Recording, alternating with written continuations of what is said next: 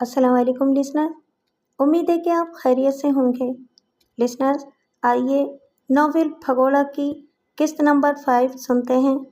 اس کے مصنف ہیں ریاض عاقب کولر۔ تو آئیے شروع کرتے ہیں۔ چہرے پر ٹھنڈا پانی چھڑک کر مجھے ہوش میں لایا گیا۔ میں اسی طرح بندھی ہوئی حالت میں پڑا تھا۔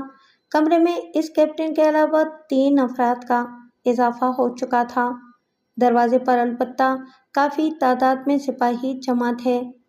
میرا پورا جسم پھوڑے کی طرح دکھ رہا تھا۔ بندھے ہونے کے باوجود میں نے زور لگا کر اپنے ہاتھوں اور پاؤں کو حرکت دی۔ درد کی شدت سے میری چیخ نکلتے نکلتے رہ گئی، لیکن ایک اطمینان مجھے حاصل ہو گیا کہ میری کوئی ہڈی پسلی ٹوٹی نہیں تھی۔ ٹوٹی ہوئی ہڈی کا درد بالکل مختلف ہوتا ہے۔ صوبیدار صاحب، پوچھو اس کمینے سے، ورنہ میں اس کی کھال اتار لوں گا۔ مجھے ہوش میں آتا دیکھ کر کیپٹن ایک آدمی سے مخاطب ہوا جو عمر میں باقی تمام سے بڑا دکھائی دے رہا تھا۔ ہاں جوان، اگر زندگی عزیز ہے تو جو کچھ کیپٹن صاحب پوچھ رہے ہیں صحیح صحیح بتا دو، ورنہ تجھے عبرتناک موت سے کوئی نہیں بچا سکے گا۔ صوبیدار کا لہجہ نرم تھا مگر الفاظ سخت۔ میں اسے کوئی جواب دینے کی بجائے خاموشی سے اسے تکتا رہ گیا۔ تمہیں میری بات کی سمجھ نہیں آئی؟ مجھے خاموش دیکھ کر وہ دوبارہ بولا۔ تم کیا پوچھنا چاہتے ہو؟ میں آہستگی سے بولا۔ تمہارے ساتھ کتنی پارٹیوں نے سرحد عبور کی اور ان کے ٹاسک کیا کیا تھے؟ سرحد عبور کرنے کی وجہ تمہیں پہلے ہی بتا چکا ہوں۔ بکتے ہو تم، اس مرتبہ کیپٹن غصیلی آواز میں بولا۔ تم بھی تخریب کاروں کے ساتھی ہو، البتہ یہ ہو سکتا ہے کہ کسی نامعلوم وجہ سے تم ان سے بچھڑ گئے ہو۔ تم جنہیں تخریب کار کہتے ہو، ہم اسے مجاہد سمجھتے ہیں۔ کاش میں بھی انہی میں سے ہوتا، مگر افسوس میں ان میں سے نہیں ہوں۔ میرے جیسے دنیا دار سے وہ لاکھ درجے اچھے ہیں۔ دیکھا رنجیت صاحب، کیپٹن صوبیدار سے مخاطب ہوا، میں نہیں کہتا تھا کہ یہ بھی انہی میں سے ایک ہے؟ اب تو تمہیں میری بات کا یقین آ گیا؟ سر، میں نے پہلے بھی آپ کی بات کو جھٹلایا نہیں تھا، صوبیدار رنجیت دھیمے لہجے میں بولا، لیکن میں ابھی تک اپنی بات پر قائم ہوں۔ اس کو فیلڈ انویسٹیگیشن کے حوالے کرنے میں ہی دھرتی ماتا کی بہتری ہے، وہ اس سے سب کچھ اگلوا لیں گے۔ رنجیت صاحب، میرا خون کھول رہا ہے، کیپٹن میرے نچلے دھڑ میں ٹھوکر لگاتا ہوا غرایا۔ پلیز سر، صوبیدار رنجیت کا لہجہ موت بانا تھا، تھوڑا سا صبر کر لیں۔ یوں بھی ہیڈ کوارٹر سے یہی آرڈر پاس ہوا ہے کہ آپ ہی اسے ساتھ لے کر جائیں گے، وہاں اپنا جی ٹھنڈا کر لینا۔ اور کیپٹن بغیر اس کی بات کا جواب دیے جھلائے ہوئے انداز میں کمرے سے نکلتا چلا گیا۔ تمہارا نام؟ کیپٹن کے کمرے سے نکلتے ہی صوبیدار رنجیت بولا۔ عمر جان۔ تو عمر جان، بات یہ ہے کہ تم سچ سچ بتا دو، تم نے کس مقصد کے تحت سرحد عبور کی اور تمہارے ساتھ کون کون تھا؟ اس کا فائدہ یہ ہوگا کہ تم عبرتناک موت سے بچ جاؤ گے اور کسی وقت بھی قیدیوں کے تبادلے میں تمہاری خلاصی ہو سکتی ہے۔ سر، زندگی اور موت اللہ تعالیٰ کے ہاتھوں میں ہے، البتہ اتنی بات پر میں قسم کھانے کے لیے تیار ہوں کہ میں نے غلطی سے سرحد عبور کی ہے اور میرے ساتھ دوسرا کوئی بھی نہیں تھا۔ میں کیسے یقین کر لوں؟ وہ بے یقینی سے بولا۔ آپ کو کیسے یقین آئے گا؟ مجھے یقین آئے یا نہ آئے، جن کے حوالے کیے جاؤ گے وہ خود اگلوا لیں گے۔ یہ کہتے ہوئے صوبیدار رنجیت کمرے سے نکل گیا، باقی بھی اس کے پیچھے ہو لیے۔ ان کے جانے کے بعد ایک سپاہی کمرے میں داخل ہوا اور مسکراتے ہوئے مجھے کہنے لگا، بھاجی، بڑی مشکل سے بچے ہو، ورنہ کیپٹن سریش تو تمہیں زندہ برف میں دفن کرنے لگا تھا۔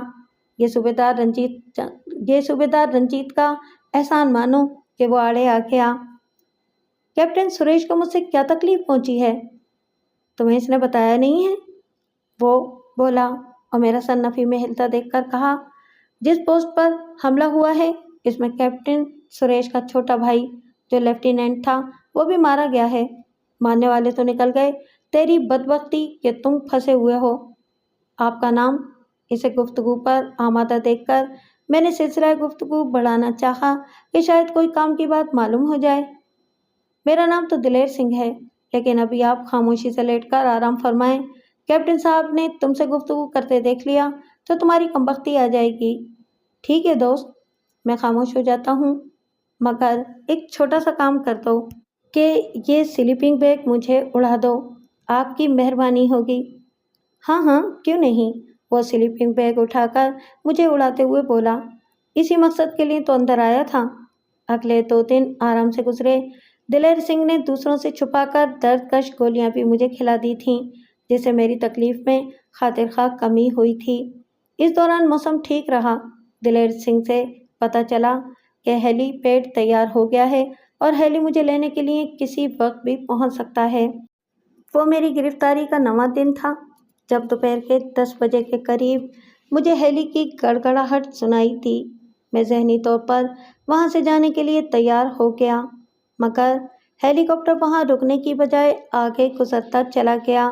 اس کی آواز 2 گھنٹے بعد دوبارہ سنائی دی۔ اس مرتبہ وہ وہیں اتر گیا۔ 2 رائفل بردار کمرے میں داخل ہوئے، میرے ہاتھ پاؤں کی بندش کو کھولا اور مجھے باہر چلنے کو کہا۔ پائلٹ نے ہیلی اسٹارٹ ہی رکھا تھا۔ یہ مال بردار ہیلی تھا، اس میں 25 سے 30 بندوں کے بیٹھنے کی گنجائش ہوتی ہے۔ مجھے ایک سیٹ پر بٹھا کر چاروں جانب رائفل بردار بیٹھ گئے۔ اسی اثنا میں کیپٹن سریش بھی ہیلی میں داخل ہوا۔ اس کا چہرہ دیکھ کر مجھے لگا جیسے وہ روتا رہا ہو۔ بعد میں پتہ چلا کہ اس کے بھائی لیفٹیننٹ اجیت کی لاش بھی اسی ہیلی میں لوڈ تھی۔ کیپٹن سریش نے مجھ پر ایک قہر بھری نظر ڈالی، لیکن منہ سے کچھ نہ کہا۔ اس کے بیٹھتے ہی ہیلی کے پروں کی رفتار میں تیزی آئی اور وہ آہستہ آہستہ زمین سے اٹھنے لگا۔ آدھے گھنٹے کی پرواز کے بعد ایک جگہ اتار کر اس میں تیل ڈالا گیا اور دوبارہ ہم 1 گھنٹہ محو پرواز رہے اور پھر زمین پر اتر آئے۔ اس دفعہ جس جگہ ہیلی اتارا گیا وہ کوئی ایئر بیس تھا۔ نیچے اترتے ہی سول کپڑوں میں ملبوس 2 جوان میری جانب بڑھے۔ صورت سے تلاشی لی، میری گھڑی اتاری اور مجھے بازو سے پکڑ کر ایک طرف کھڑی گاڑی کی جانب بڑھ گئے۔ گاڑی کی شکل پولیس کی وین کی طرح تھی، جس میں ملزموں کو عدالت میں لے جایا جاتا ہے۔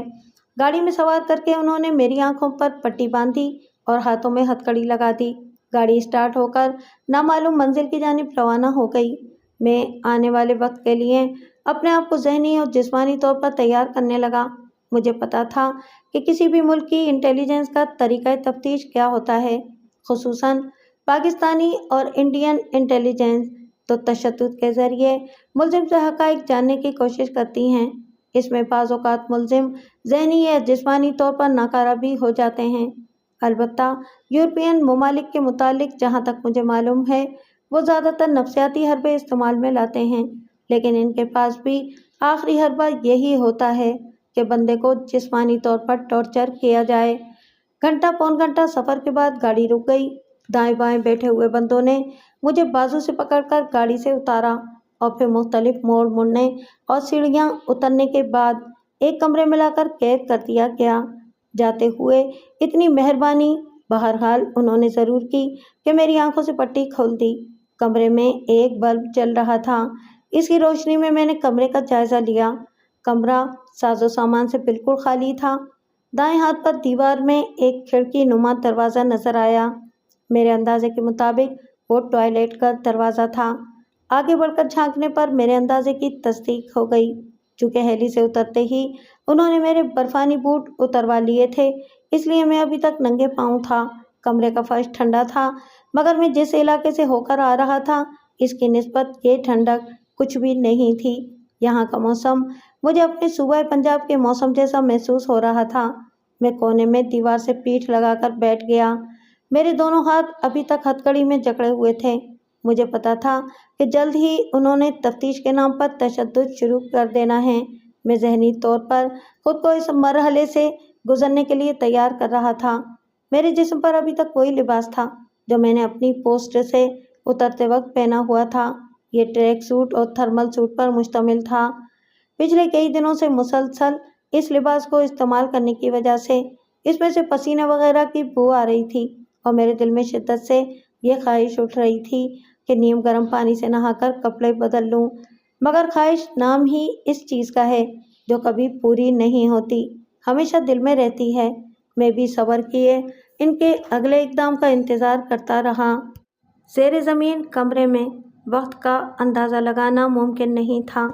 جب میں بیٹھے بیٹھے تھک گیا تو اٹھ کر ٹہلنا شروع کر دیا۔ کافی دیر بعد دروازہ کھلا، 2 آدمی اندر آئے۔ دونوں پینٹ شرٹ میں ملبوس تھے۔ ان کے انداز میں بہت زیادہ خود اعتمادی نظر آ رہی تھی۔ ان میں سے ایک نے میری ہتھکڑی کھولی جبکہ دوسرے نے اپنے ہاتھ میں موجود کیمرے سے میری تصویریں نکالنی شروع کر دیں۔ چند تصویریں نکالنے کے بعد وہ دوسرے سے مخاطب ہوا، باربر، حجام کو بلاؤ۔ وہ سر ہلا کر باہر نکل گیا۔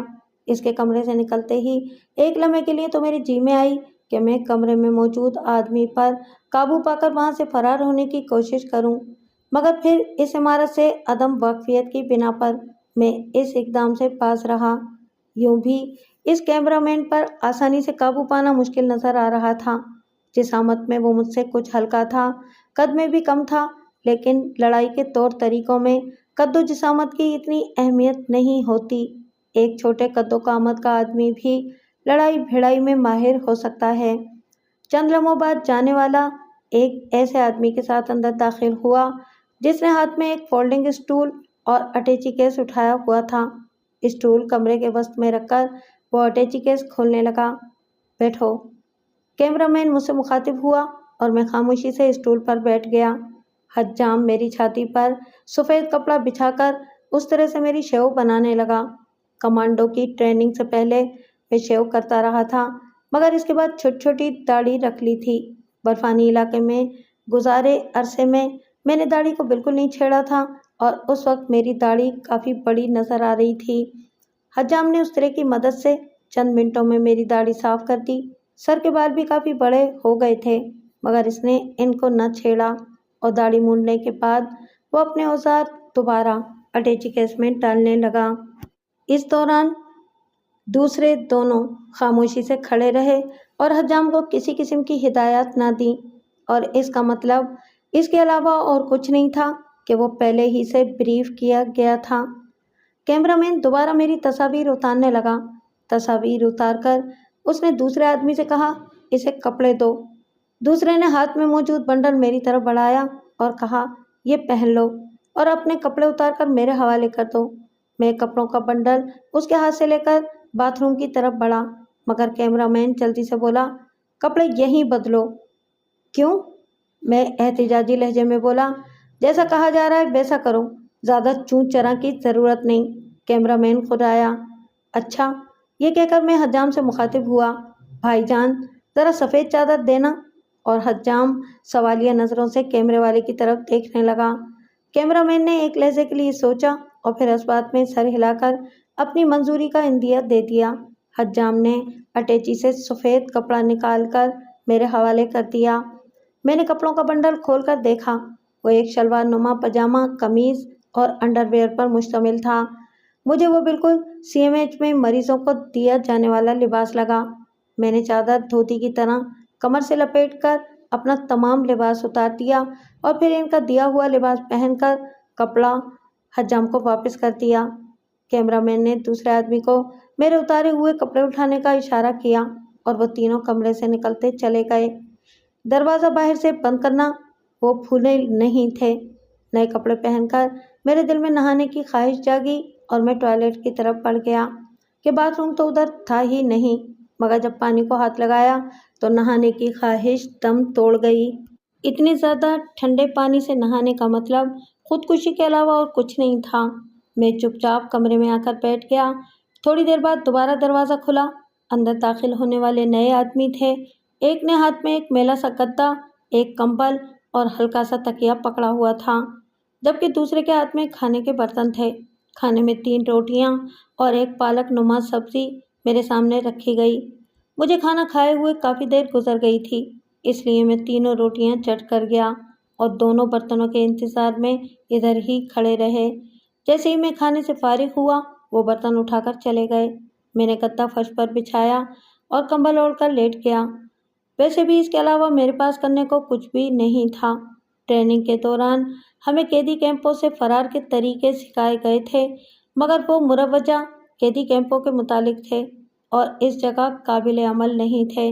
اس قسم کے حالات کے لیے ہمارے انسٹرکٹرز کہتے تھے، یہ بندے کی اپنی صواب دید ہے کہ ایسے حالات میں وہ بچ نکلنے کے لیے کیا طریقہ کار اپناتا ہے، لیکن اتنا ضروری ہے کہ صبر سے کام لے اور تیزی میں درستی نہ بھولے، اور سب سے اہم یہ کہ بچ نکلنے کے لیے اگر کسی اخلاقی ضابطے کی قربانی دینی پڑے تو دریغ نہ کرے۔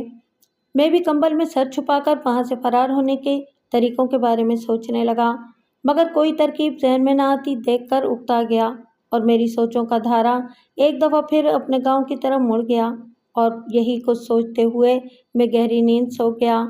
اگلی صبح ناشتہ لانے والوں کی آواز سے ہی میری آنکھ کھلی۔ گو اس کمرے میں وقت کا اندازہ لگانا بہت مشکل تھا، لیکن چائے کے برتن دیکھ کر میں نے اندازہ لگایا کہ صبح کا ٹائم ہے۔ ہوائی ضروریات سے فارغ ہو کر میں نے ناشتہ کیا، جو چائے اور ڈبل روٹی پر مشتمل تھا۔ ناشتہ کرنے کے دوران ناشتہ لانے والے خاموشی سے مجھے گھورتے رہے۔ ان کے چہروں پر مجھے کوئی خاص تاثرات نظر نہ آئے۔ ان کے سپاٹ چہروں سے میں نے اندازہ لگایا کہ وہ میرے بارے میں لا علم تھے۔ اگلے 2 دن میں نے اسی کمرے میں گزارے، تاحال مجھ سے کسی قسم کی پوچھ گچھ نہیں کی گئی تھی۔ تیسرے دن ناشتے کے قریب 2 گھنٹے بعد بلاوا آ گیا۔ مجھے بلانے والے وہی دونوں تھے جنہوں نے میری تصاویر نکالی تھیں۔ اس دفعہ دونوں نے ہاتھوں میں پسٹل پکڑے ہوئے تھے۔ میں خاموشی سے ان کے آگے ہو لیا، لیکن کمرے سے نکلتے ہی مجھے ان کے سہارے چلنا پڑ گیا کہ انہوں نے ایک کالے نقاب سے میرا چہرہ ڈھانپ دیا، جس کی وجہ سے مجھے کچھ نظر نہیں آ رہا تھا۔ مختلف موڑ مڑنے کے بعد مجھے سیڑھیوں سے اوپر لے جایا گیا۔ میں نے سیڑھیاں گنی، وہ تعداد میں 16 تھیں۔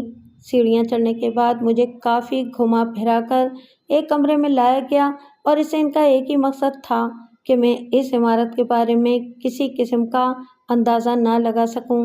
میری آنکھوں سے پردہ ہٹا تو میں نے خود کو ایک ایسے کمرے میں پایا جو ایسا تھا کہ اس کی دیواریں شیشے کی تھیں، جن سے باہر کا منظر نظر نہیں آ رہا تھا۔ شاید باہر سے اندر دیکھنا ممکن ہو، لیکن یہ بات میں نے اندازے سے ہی کہی تھی۔ کمرے کے وسط میں ایک کرسی رکھی تھی، مجھے اسی پر لا کر بٹھا دیا گیا۔ چاروں کونوں میں ہتھیار بند افراد چوکنے انداز میں کھڑے تھے۔ میرے سامنے ایک صوفہ سیٹ اور شیشے کی ٹیبل رکھی ہوئی تھی۔ صوفہ سیٹ خالی پڑا تھا۔ چند لمحوں بعد شیشے کا دروازہ کھلا اور 3 اشخاص اندر داخل ہوئے۔ ان میں 2 مرد اور 1 عورت تھی۔ دونوں مرد 3 پیس سوٹ میں، جبکہ عورت کھلے بلاؤز کی ساڑی میں ملبوس تھی۔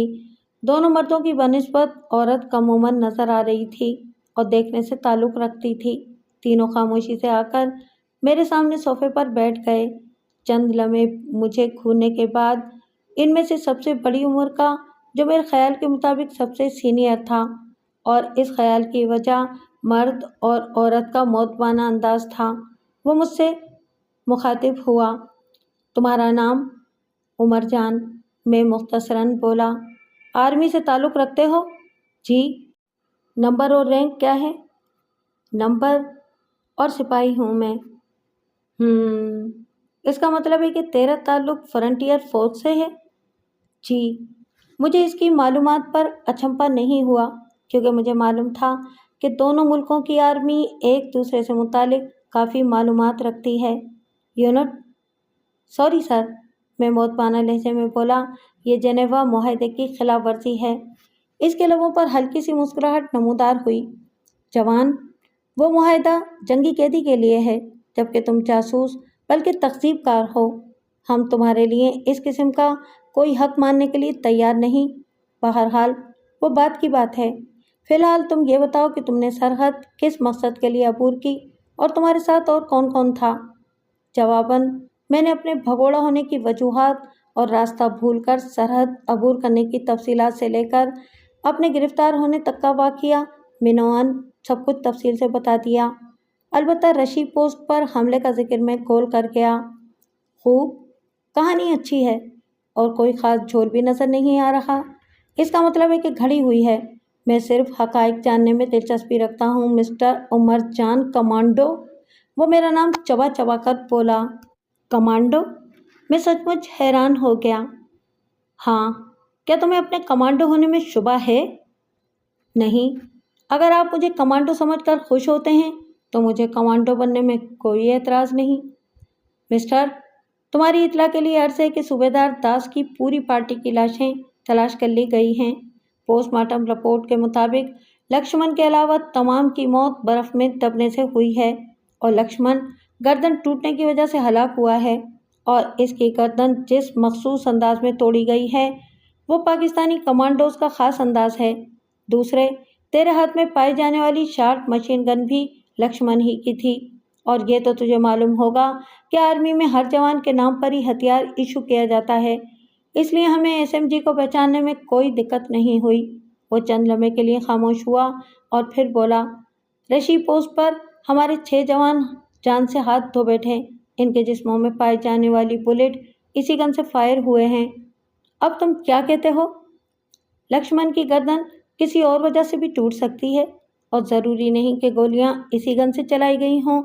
वो इस कैलिबर की किसी और गन से भी तो चलाई गई गोलियां हो सकती हैं और इस किस्म की गनें हमारे मुजाहिदीन के पास भी हैं। तुम्हारे मुजाहिदीन, वो तंज़िया अंदाज में बोला। तुम बचकाना बातें कर रहे हो, हालांकि तुम्हें अच्छी तरह मालूम होगा कि किसी भी फायर शुदा बुलेट से इस हथियार को पहचानना मुश्किल नहीं है जिससे ये फायर हुआ हो। दुनिया में कहीं ऐसे 2 हथियार मौजूद नहीं जिनसे फायर किए गए बुलेट बिल्कुल एक जैसे हों। ये इसी तरह से है जैसे दुनिया में 2 बंदों के उंगलियों के निशान आपस में नहीं मिलते। लेकिन फिर भी तुझे एतराज़ है तो मैं वो भी दूर किए देता हूँ। हरिचंद, उसने दरवाजे की तरफ मुंह करके आवाज़ लगाई और अगले ही लम्हे कमरे में वो बंदा दाखिल हुआ जैसे मैंने ऋषि पोस्ट पर किक मारकर बेहोश किया था। वो वर्दी में मलबूस था। अंदर दाखिल होते ही उसने मुझसे बातचीत करने वाले को सल्यूट किया और खामोशी से एक तरफ खड़ा हो गया। इसे जानते हो? वो इससे पूछने लगा। जी सर, इसने ऋषि पोस्ट पर लात मारकर मुझे बेहोश किया था। हाँ जी कमांडो साहब, अब बताओ। इस बार इसके लहजे में इस्तेज़ा का पहलू नुमायां था। वो सब जान बचाने की फितरी कोशिश थी, वरना कत्ल गारत मेरा मकसूद होता तो मैंने हरिचंद की तरफ इशारा किया और इसके साथ मौजूद दूसरे बंदे को जिंदा न छोड़ता। हरिचंद तुम जाओ। वो हरिचंद से मुखातिब हुआ और वो एक मरतबा फिर सल्यूट करके कमरे से निकल गया। गपशप बहुत हो गई मिस्टर, अब तुम फरफर अपने साथियों के नाम और सरहद पार करने का मकसद बयान करना शुरू कर दो। मैंने जो बताना था वो बता चुका, इसके अलावा मेरे पास बताने को कुछ नहीं। इसको नंबर 4 में ले जाओ। वो अपने साथ बैठे मर्द से बोला। मैं देखता हूँ कि इसके पास बताने को कुछ है कि नहीं। यस सर, वो मौतबाना लहजे में बोला। मुझे पता चल गया कि मेरी बदबख्ती की शुरुआत हो गई है, लेकिन एक उम्मीद के सहारे मैं इस स्टूल पर बैठे बैठे उछला। मेरा इरादा इनके सीनियर को काबू करके फरार होने का था। गो सोफा सेट और स्टूल के दरमियान चंद कदम का फासला था और दरमियान में टेबल भी रखी हुई थी, लेकिन वो चंद कदम का फासला मेरे लिए कोई हैसियत नहीं रखता था। मैं पहली छलांग में टेबल तक जा पहुंचा और जैसे ही दूसरी मर्तबा उछला, मेरे सीने पर एक ज़बरदस्त किक लगी और मैं कूलों के बल फर्श पर गिर गया। यह हमला सीनियर के साथ बैठे कदावर शख्स ने किया था। मैं तेज़ी में दुरुस्ती भूल गया था और हमला करते वक्त अपने दिफा से गाफिल हो गया था। इसके खमियाजे में मुझे अपने सीने पर एक ज़बरदस्त चोट खानी पड़ी थी। मेरे गिरते ही वो टेबल फलांग कर आगे आया और बोला, मुझे मेजर शर्मा कहते हैं। अभी ये अल्फाज उसके मुंह में थे कि मैंने ज़मीन पर अपने दोनों हाथों को टेक कर कमर को झटका दिया और इसके मद्दे मुकाबिल खड़े होते ही अपनी दाएं टांग बिजली की सी सूरत से उसके पेट में टिकाई और वो ओह की आवाज़ निकालता हुआ टेबल से गुजरकर अपने सीनियर के कदमों में जा गिरा। इसके गिरते ही मैं बोला, और मुझे उमरजान गंडापुर कहते हैं। मुझे पता था कि अभी इसे उठने और संभलने में चंद लम्हे लग जाने थे। इसी असना में मैं इनके सीनियर को काबू में कर सकता था, लेकिन मेरे एक्शन में आने से पहले इसके साथ सोफे पर बैठी लड़की उछलकर खड़ी हुई और अपने खुले गिरेबान में हाथ डालकर चपटा सा पिस्तौल निकालते हुए ललकारी, खबरदार, एक कदम भी आगे बढ़ाया तो पिस्तौल की सारी गोलियां तेरी खोपड़ी में उतार दूंगी। चेहरे की तरह उसकी आवाज़ भी दिलकश थी, मगर इस वक्त मुझे ये आवाज़ किसी चुड़ैल से भी बदतर लगी। मैं ठिठक कर रुक गया। کمرے کے اندر چاروں کونوں میں کھڑے محافظ بھی اس کی للکار سنتے ہی گویا ہوش میں آ گئے اور رائفلیں سونتے میری جانب بڑھے۔ ہینڈز اپ! ان میں سے ایک گرجا اور میں نے اپنے ہاتھ سر سے بلند کر لیے۔ ایکشن میں آتے وقت میں نے کونوں میں کھڑے محافظوں کو جان بوجھ کر نظر انداز کر دیا تھا۔ میرا اندازہ تھا کہ جب تک وہ صورتحال کو سمجھ میں پاتے میں حالات اپنے موافق کر چکا ہوں گا، اور یہ سب کچھ میرے اندازے کے مطابق ہو جانا تھا اگر درمیان میں پہلے میجر شرما اور بعد میں وہ لڑکی رکاوٹ نہ بنتے۔ وہ ابھی تک مجھ پر پستول تانے کھڑی تھی۔ میجر شرما بھی آہستہ آہستہ اٹھ کھڑا ہوا۔ غصے کی زیادتی اور خفت کے مارے اس کے چہرے پر عجیب قسم کے تاثرات چھائے ہوئے تھے۔ اس نے اپنے نام کا استعمال کرتے ہوئے بہت بڑی بڑک ماری تھی، مگر اسے مکی کھانی پڑی، اور اب یہ خفت اور شرمندگی میری ٹھکائی کرنے کے باوجود ختم ہونے والی نہیں تھی۔ حیرانی کی بات یہ تھی کہ اس دوران ان کا سینئر سپاٹ چہرہ لیے صوفے پر برائے جمان رہا، لیکن جیسے ہی میجر شرما ڈگمگاتے قدموں سے میری جانب بڑھا، وہ ہاتھ اٹھا کر بولا، نہیں شرما، اور اس کے الفاظ نے جیسے جادو اثر کام کیا اور شرما خاموشی سے صوفے پر جا کر بیٹھ گیا۔ وہ لڑکی بھی پستول کو اس کے مقام پر غائب کر کے میجر شرما کے ساتھ ہی بیٹھ گئی۔ مسٹر کمانڈو، تیرا کیا خیال تھا؟ مجھ پر قابو پا کے تم یہاں سے فرار ہو جاتے؟ نہایت بے وقوفانہ اور احمقانہ خیال تھا تیرا۔ مجھ پر قابو پا کے صرف مجھے قتل ہی کر سکتے تھے، اور اس کے نتیجے میں اپنی تکالیف بڑھانے کے علاوہ تجھے کیا ملتا؟ اب بھی تم اپنے لیے ہر قسم کی رعایت کا حق ختم کر چکے ہو۔ یہ کہہ کر وہ لڑکی کی طرف متوجہ ہوا۔ نیلم؟ جی سر۔ اسے نمبر 6 میں بھجوا دو۔ اس کا کیس بھی اب تم نے ہی ہینڈل کرنا ہے، اور شرما، تم اس وقت تک اس تفتیش سے لا تعلق رہو گے جب تک انکوائری مکمل نہیں ہو جاتی۔ دونوں نے یس سر کہہ کر اس بات میں سر ہلا دیا۔ شرما، تم میرے ساتھ چلو۔ ان کا جواب سنتے ہی وہ اٹھتے ہوئے بولا، اور میجر شرما ان کے ساتھ چل پڑا۔ ان کے کمرے سے نکلتے ہی مجھے لانے والے دونوں کمرے میں داخل ہوئے اور میرے اٹھے ہوئے ہاتھوں کو ہتھ کڑی میں جکڑتے ہوئے ان میں سے سینئر نیلم سے بولا، اسے کہاں لے جانا ہے میڈم؟ ہاں۔ نیلم، جو بڑے غور سے میرے چہرے کو دیکھ رہی تھی، گڑبڑاتے ہوئے بولی، وکرم، اسے نمبر 6 میں لے جاؤ۔ اور وہ یس میڈم کہہ کر مجھ سے بولا، چلو۔ میں خاموشی سے ان کے آگے ہو لیا۔ غلطی سے یا جان بوجھ کر انہوں نے میری آنکھوں پر پٹی نہیں باندھی تھی۔ کمرے سے نکلتے ہی ہم ایک گیلری میں پہنچے۔ وکرم نے مجھے بائیں جانب چلنے کا اشارہ کیا۔ میں چپ چاپ اس جانب چل پڑا۔ گیلری کی دونوں طرف کمرے بنے ہوئے تھے۔ آگے ایک چوراہا آیا۔ وکرم نے مجھے ایک مرتبہ پھر بائیں جانب مڑنے کو کہا۔ مڑنے کے بعد ہم 15-20 قدم ہی چلے ہوں گے کہ ایک کمرے کے دروازے پر 6 نمبر کی تختی لٹکتی نظر آئی، اور وکرم کی ہدایت پر میں دروازہ کھول کر اندر داخل ہو گیا۔ کمرے کے وسط میں لوہے کی ایک کرسی پڑی تھی، اور دروازے کی سائڈ کے علاوہ باقی 3 اطراف میں دیوار کے اندر الماریاں بنی ہوئی تھیں جن کے پٹ غائب تھے۔ ان کے اندر مجھے مختلف قسم کے اذیت رسانی کے آلات دکھائی دیے۔ ایک لمحے کے لیے میرے جی میں آیا کہ ان پہ ٹوٹ پڑوں اور لڑتا ہوا مارا جاؤں۔ اس طرح کم سے کم میری موت تو آسان ہوگی، ورنہ تو انہوں نے اذیتیں دے دے کر میرا جینا حرام کر دینا تھا۔ لیکن پھر اچھے موقع کی امید اور زندہ رہنے کی خواہش نے مجھے اس اقدام سے باز رکھا۔ وکرم نے کرسی پر بٹھا کر میری ہتھ کڑی کھولی اور کرسی کے دستوں کے ساتھ لگے لوہے کے کلپوں میں میرے ہاتھ جکڑ دیے۔ اس طرح میری دونوں پنڈلیاں گھٹنوں تک کرسی کے مضبوط پایوں کے ساتھ جکڑ تھیں۔ اسی اثنا میں 3 رائفل بردار مجھے ہتھیار کی زد میں لیے کھڑے رہے۔ میری ذرا سی حرکت پر وہ فائر کھولنے کے لیے تیار نظر آ رہے تھے۔ مجھے کرسی سے جکڑ کر وہ تمام کمرے سے باہر نکل گئے۔ ان کے نکلتے ہی میں نے اپنے جسم کو ہلا جلا کر کرسی کی مضبوطی کا اندازہ لگایا۔ کرسی مضبوطی کے ساتھ فرش میں گڑی ہوئی تھی اور کسی انسانی طاقت سے باہر تھا کہ اسے زمین سے باہر نکال سکے۔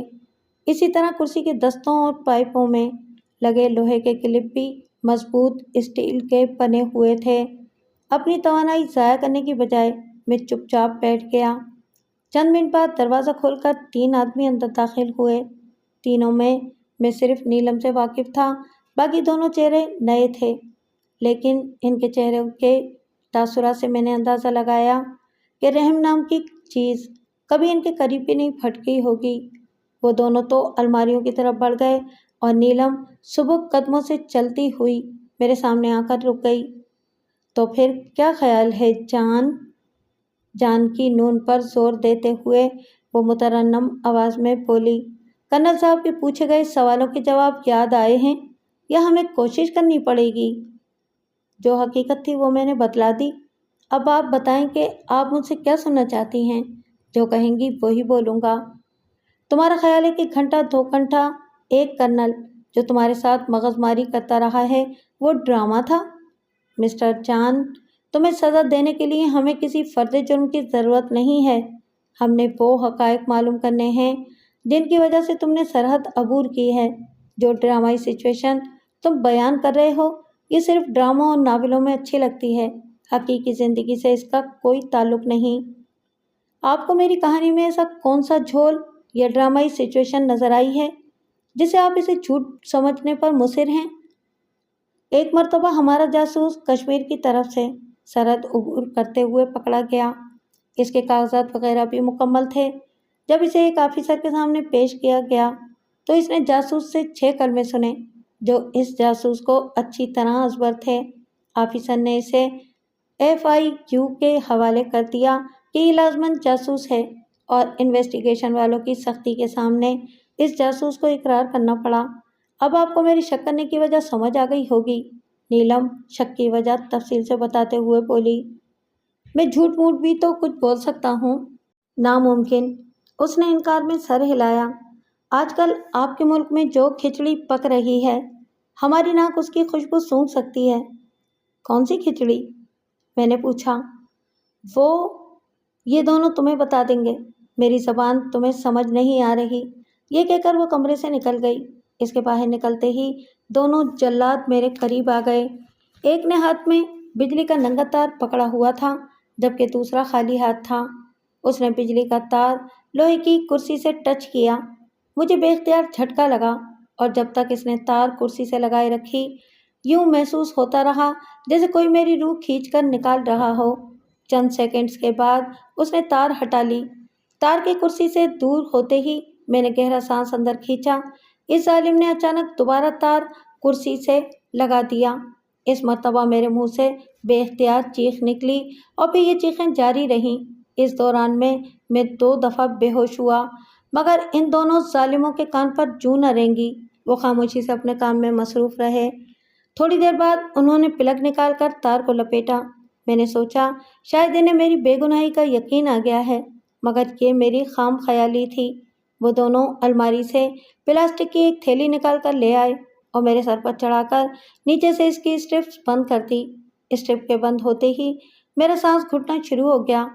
मैंने बेसाख्ता मुंह खोलकर सांस लेना शुरू कर दिया मगर इस थैले का कपड़ा प्लास्टिक नुमा था और इससे हवा का गुजर नामुमकिन था। मैं बमुश्किल 1 मिनट तक बर्दाश्त कर पाया। इसके बाद मेरे जिस्म को बेसाख्ता झटके लगने शुरू हो गए। मेरी हालत बेपानी की मछली जैसी हो गई। कशी तारी होने से पहले ही उन्होंने मेरे चेहरे से वो थैला उतार लिया। मेरे मुर्दा जिस्म में जैसे ज़िंदगी दौड़ गई और मैं गहरी गहरी सांसें लेने लगा। लेकिन 1-2 सांस ही ले पाया हूँगा कि उन्होंने थैला दोबारा चढ़ा दिया। बिजली के करंट की तरह ये खेल भी काफ़ी देर जारी रहा। मेरे सर में सख्त किस्म का दर्द शुरू हो गया था। बदन में गोया जान ही नहीं रही थी। यूँ लग रहा था कि तफ्तीश के खात्मे तक शायद मैं ठिकाने लग जाऊं। मगर वो दोनों जल्लाद इस काम में महारत रखते थे। इनकी पहली तरजीह कैदी को जिंदा रखना था, लेकिन वो ज़िंदगी भी ऐसी थी कि कैदी 1000 बार मरने की ख्वाहिश करे। कमांडो ट्रेनिंग के दौरान हमें फ़र्ज़ी तफ्तीश के मरहले से भी गुजारा गया था जिसमें हमें मुख्तलिफ़ किस्म की अज़ियतें दी गई थीं, लेकिन वो तकालीफ़ और अज़ियतें जितनी ज़्यादा भी होती बतौर ट्रेनिंग थीं। دونوں نے تھیلا نما غلاف میرے سر سے اتارا، دونوں بازو کرسی کے دستے سے آزاد کیے اور چھت کے کنڈوں کے ساتھ لٹکتی زنجیر میں جکڑ لیے۔ اس کے بعد کرسی سے جکڑے پاؤں بھی آزاد کیے اور کرسی کے نٹ کھول کر اس کو فرش سے جدا کر کے ایک طرف رکھ دیا۔ اگلے مرحلے میں انہوں نے زنجیر کو کھینچ کر ٹائٹ کیا، یہاں تک کہ میرے پاؤں 1 فٹ کے قریب ہوا میں بلند ہو گئے۔ دونوں بڑی ترتیب اور انہماک کے ساتھ اپنے کام میں مشغول تھے۔ یوں لگ رہا تھا جیسے کوئی سائنسدان اپنی لیبارٹری میں یا کوئی ڈاکٹر آپریشن تھیٹر میں مشغول ہو۔ دوران کارروائی انہوں نے مجھ سے یا آپس میں کوئی بات چیت کرنے کی ضرورت محسوس نہیں کی تھی۔ چھت سے لٹکا کر انہوں نے میرے پاؤں کے ساتھ وزن باندھا اور ایک کونے میں کھڑے ہو کر دلچسپی سے مجھے گھورنے لگے۔ کچھ دیر تو میں نے اپنے بازوؤں کو اکڑا کر اپنے جسم اور فالتو وزن کو سہارا، مگر کہاں تک؟ آخر تھک کر مجھے جسم ڈھیلا چھوڑنا پڑا۔ جلدی مجھے یوں محسوس ہونے لگا جیسے میرے بازو کندھوں سے جدا ہو جائیں گے۔ میں ہونٹ بھینچے اس تکلیف کو برداشت کرنے کی کوشش کرتا رہا، لیکن کب تک؟ بظاہر نظر سادہ سی نظر آنے والی یہ سزا پہلی سزاؤں سے کم نہیں تھی۔ اچانک دروازہ کھول کر نیلم اندر داخل ہوئی اور پھر بولی، ہاں کچھ بتایا ہے اس نے؟ ابھی تک تو خاموش ہے میڈم، ایک مؤدبانہ لہجے میں بولا۔ اس کا مطلب ہے کہ آج کل تمہاری کارکردگی کچھ اچھی نہیں جا رہی، وہ خفگی سے بولی۔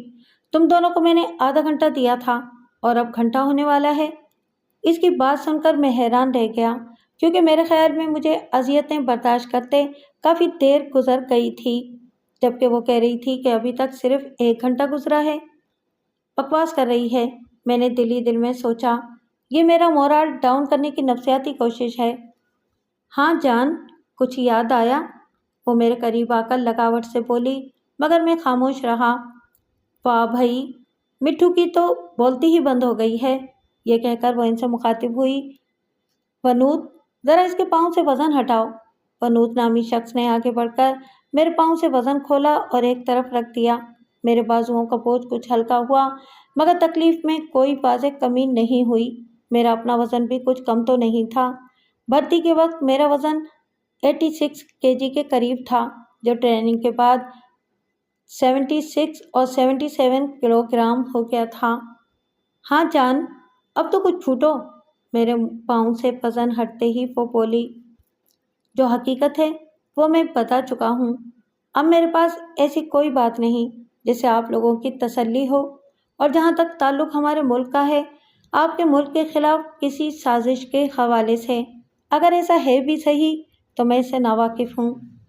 چلو، جب یاد آ جائے تو تب پھر بتلا دینا، ہمیں کوئی جلدی نہیں ہے۔ یہ کہہ کر وہ ان کی طرف متوجہ ہوئی۔ اس کی بندشوں کو ڈھیلا کر دو تاکہ یہ فرش پر کھڑا ہو سکے، اور تم دونوں بھی اب آرام کرو، باقی کا کام کل کر لیں گے۔ یہ کہہ کر وہ باہر کی جانب چل دی۔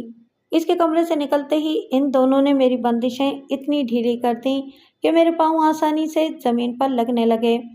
باہر نکلتے ہوئے وہ دروازہ بند کرنا نہیں بھولے تھے۔ میرے پاس وقت معلوم کرنے کا کوئی ذریعہ موجود نہیں تھا، بس اندازے سے میں یہی کہہ سکتا تھا کہ شام ہونے والی ہے یا ہو چکی ہے۔ صبح ناشتے کے بعد میں نے کچھ بھی نہیں کھایا پیا تھا۔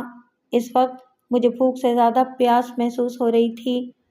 شاید مجھے کھانے پینے کو کچھ نہ دیا جائے، میں نے دل میں سوچا۔ یہ بھی اذیت دینے کا ایک طریقہ ہے۔ مجھے جلد ہی بھاگنے کی ترکیب کرنی تھی، ورنہ وقت گزرنے کے ساتھ ساتھ میری توانائی نے کم ہو جانا تھا۔ اس کے علاوہ دشمن مجھے کوئی ایسا نقصان بھی پہنچا سکتا تھا کہ میں بالکل ناکارہ ہو جاتا۔ میں نے ہاتھوں کو ہلا جلا کر زنجیر کی مضبوطی کا اندازہ کیا، مگر محسوس یوں ہوا کہ اس کے ساتھ زور آزمائی کرنے کا مطلب اپنے آپ کو تھکانا ہی ہے۔